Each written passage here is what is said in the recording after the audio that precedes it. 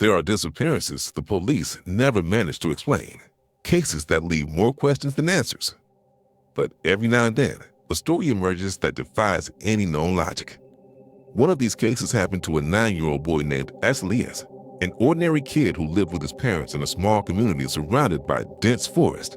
What makes this case truly different is what happened after he came back.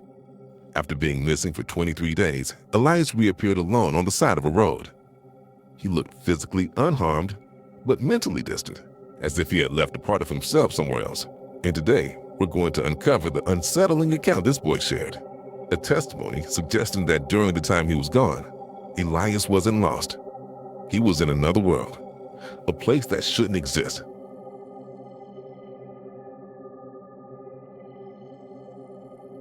Elias disappeared on a quiet Sunday afternoon.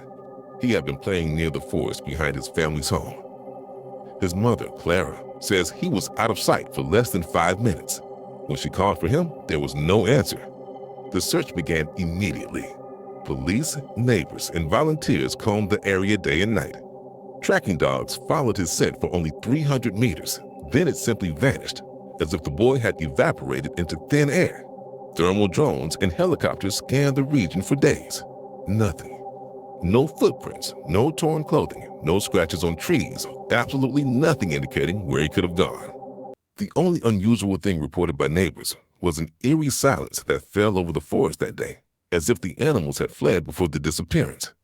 But no one could explain why. Nearly 3 weeks later, before sunrise, a driver found Elias walking slowly along the highway, almost 10 kilometers from home. He was barefoot, covered in a thin layer of dust, and he wouldn't answer a single question. At the hospital, doctors were baffled. There were no signs of dehydration, hunger, cold, or any serious injuries. It was impossible for a child to survive that long alone in the wild without obvious marks. But the most disturbing detail was something else. 2 circular, perfectly symmetrical marks on the back of his neck, as if something had grabbed him tightly, yet without breaking the skin. When he was finally able to speak, Elias kept repeating a single sentence that sent chills down everyone's spine. "I tried to come back earlier, but in there, time doesn't move like it does here."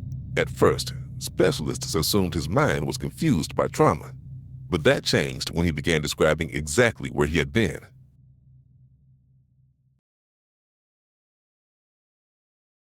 According to Elias, everything started when he noticed a strange shimmer between the trees. It wasn't sunlight. He said it looked like the air was rippling, as if something was opening right in front of him. When he got closer, he felt himself being pulled, not forcefully, but as if he were falling into the light itself. On the other side, there was no forest. He described a dark field under a gray sky with no sun, no clouds, and no stars. A place that was far too silent, where even his own breathing sounded muffled. Elias said he quickly realized that the place didn't follow the same rules as ours. Distances changed as he walked, and sometimes his shadow moved with a slight delay, as if it had a will of its own.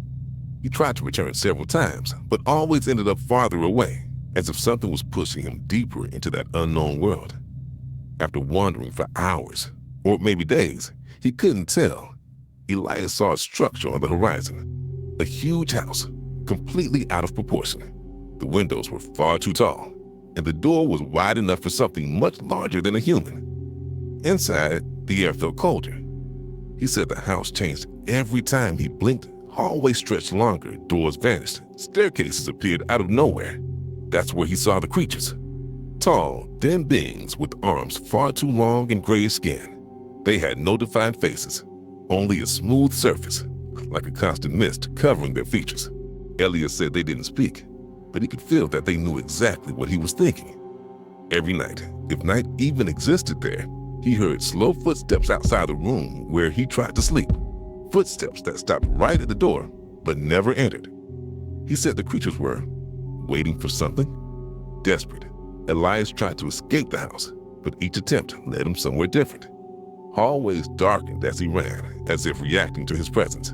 He said that at one point, one of the creatures tried to stop him.